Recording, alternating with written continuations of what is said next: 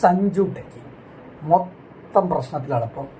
അപ്പോൾ യൂട്യൂബ് വ്ളോഗറായ സഞ്ജു ടെക്കിയെ അറിയാത്തവരാരും ഉണ്ടാവില്ല എന്ന് വിചാരിക്കുന്നു. അപ്പോൾ സഞ്ജു ടെക്കി എന്താണ് ഇപ്പോൾ ചെയ്തത്?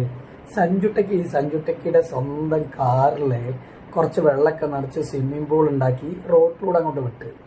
ആകെ പണിയല്ലേ. MVD കാറ് പൊക്കാൻ കാരണം കാറിൽ അങ്ങനെ സ്വിമ്മിംഗ് പൂളിൽ കൂടെ പോയിക്കൊണ്ടിരിക്കുമ്പോൾ ഒരു എയർ ബാഗ് ഒക്കെ പൊട്ടി.